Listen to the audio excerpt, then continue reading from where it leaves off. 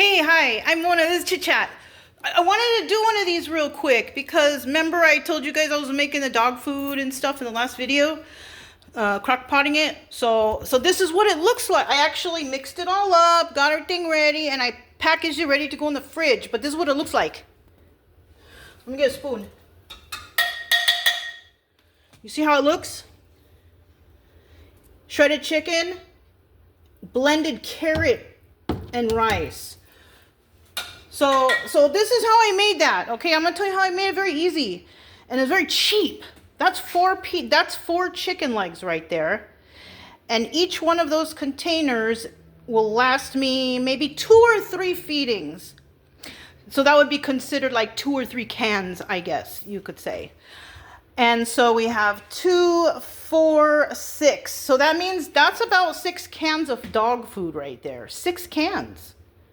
Yeah, and I paid for a bag of chicken for 11 or 12. It usually depends, you know, the weight, I guess, for chicken legs. $6 for 11 or 12 chicken legs.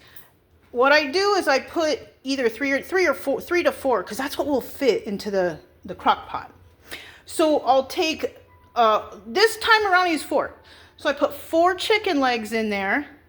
I also, I don't have a big bag to show you, but I have an almost empty bag. Try to go in the fridge here. I bought a big old bag of carrots, a 5-pound bag of carrots. Look, they're almost gone. They were cheap too. You know, about the less than the chicken, I think it was. You know, so we got a 5-pound bag of carrots. And then, you just go to the rice section and you buy a big old bag of enriched rice. And that's it. You don't even have to measure anything. What I do is I usually throw the 4 chickens in there, pieces. Then I fill up the water in the crock pot up until the chicken is exactly barely just the top of it.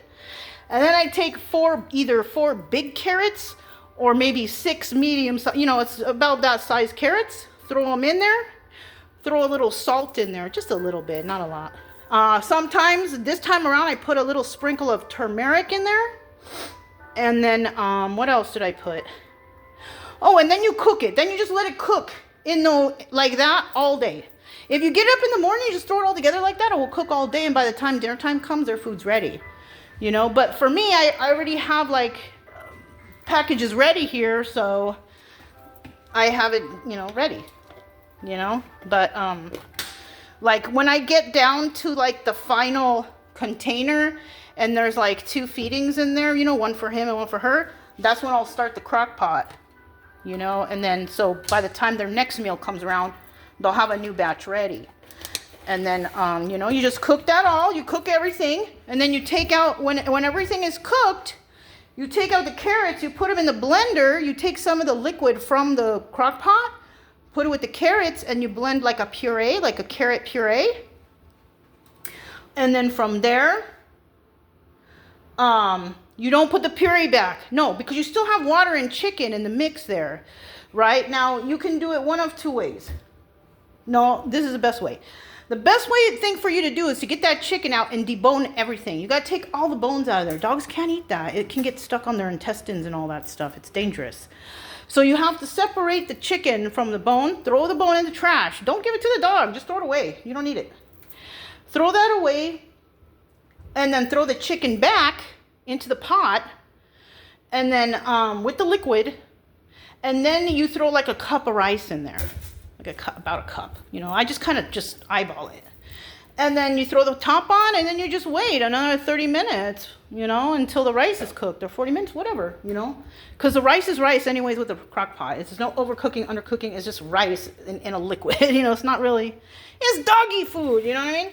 So then, once that's ready, then you can go ahead and pour that carrot puree into the pan right there. And then start mixing everything up, shredded chicken, everything like that. When I do chicken gizzards and hearts, though, because I get them those too, you can get a package of chicken livers and hearts and those kind of things for or giblets, whatever. you can get those for like $2.50. So I buy a couple of those packs too to kind of change it up. But when I make those, I actually turn that meat into a pate. So when I blend the carrots and I throw the meat in there with it, it blends it up into a pate. It's liquidy when it's in there, but like I told you guys, once you put it in those containers and put it in the fridge, it solidifies. It's trippy, you know? So yeah, that's why I just wanted to tell you real quick. If you guys have pets out there trying to save some money or even just have better food for them, you know what I mean? I still buy dry food. Okay? I buy the Pedigree small dog food. And each of them get about this size cup in their bowl. Well, Brian gets a little less because he's smaller and I don't want him to be an overweight dog. But I don't think he'll be that way anyways, because if he's not hungry, he just won't eat. So I'll put that in their bowl and then I'll mix like a quarter. It depends because if they still have food in their bowl, then I don't use too much more of this because they still got to finish what they got. And so I mix that up and then they eat it like that, you know? So it's not like they're licking up mush, you know? They still have their crunchy pebble there. Oh, crunchy pebble. They still have their crunchy dog kibble right there to eat, you know? So, but the flavor, I'm starting to think now, I know they really like the food. The thing is I'm like, because that's why I switched over to giblets, because I thought maybe if I got the giblets and the hearts and all those other side pieces, it will be like a change up for them. And it is. But now I'm like, you know, I think they need another flavor or something. You know, at one time I did cook up the bison thing I had. But you know what? I have to look and see where I can get like quantity meat, you know, type of thing, you know. Maybe I could find around but chicken is real easy. And you know, they like pork too and beef and all that stuff, but you just gotta watch the fat on some stuff. The chicken has a lot of fat. I'm telling you, it has a lot of fat. The other meats probably not. But that's how I make the dog food for Brian and Chica if they want to have because I cook their food crock pot. I used to buy a 12-pack case of the Pedigree dog food that, you know, matched with that one. But it's about $21. I don't know how much it is now because of all the prices that went up and all that stuff. But it was $21 about a month. And for each of that can, I would mix. For one meal would be one can, and I would share, you know, I would pour the can out and put some liquid in it, spread it out, and mix it with the kibble. That's how I would do it before. But I'm only going to give them that stuff if we go camping, you know, because it's easier, or I'll get them the fresh pet, because I can't crock pot out there, you know. I mean, I can if I go to a place where it's electricity. But I don't know where the adventure is going to be next, so. But yeah, you know, I mean, I feel like it's a good idea. They seem a lot happier, you know, with the food.